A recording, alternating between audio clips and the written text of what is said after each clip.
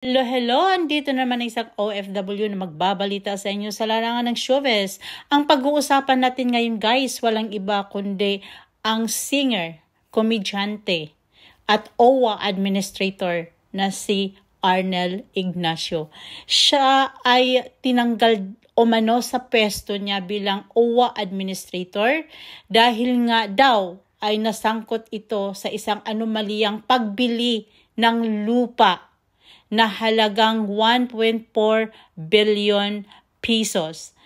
At ito ang dahilan kung bakit pinalitan siya. Panoorin. Ng Department of Migrant Workers ang maanumalya umanong pagbili ng lupang may halagang 1.4 billion pesos ng Overseas Workers Welfare Administration noong isang taon sa ilalim ni dating Administrator Arnel Ignacio. Ito'y kahit walang pahintulot ng kanilang board. Ayon kay bagong talagang OWA Administrator Patricia Yvonne Kaunan, gagamitin umano ang lupa para pagtayuan ng halfway house o ng dormitoryo para sa mga OFW. Isa sa ilalim na nila Kaunan sa audit ang naturang transaksyon. Tiniyak naman niyang hindi nagalaw ang trust fund ng mga OFW para rito.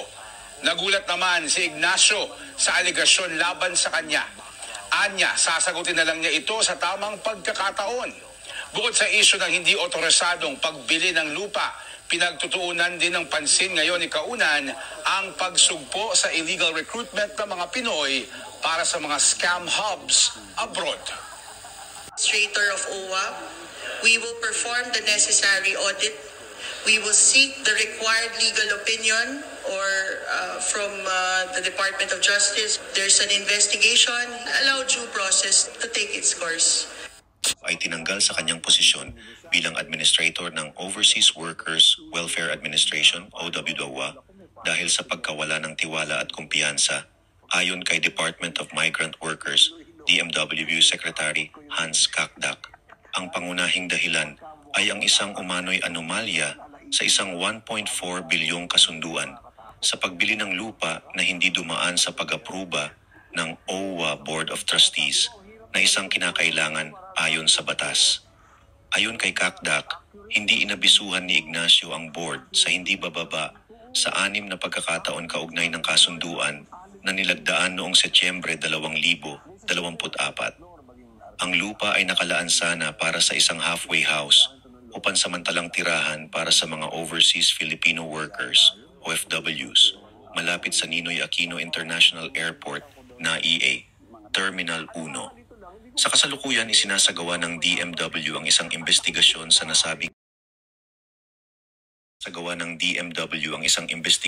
nasabing kasunduan.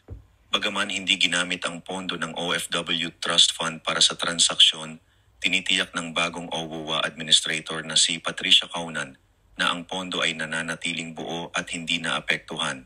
Si Ignacio ay pinalitan ni Kaunan na dating Undersecretary ng DMW. Ayon kay Kakdak, ang issue ay iniulat na kay Pangulong Ferdinand Marcos Jr. at inaasahang may kaukulang kaso na isasampalaban kay Ignacio. Sa isang panayam, nagpahayag si Ignacio ng pagkabigla sa mga pangyayari at sinabi na tatalakayin niya ang issue sa tamang forum. Yan guys ang dahilan kung bakit tinanggal ang ating OWA administrator na si Arnel Ignacio. Actually guys, hindi matatawaran yung contribution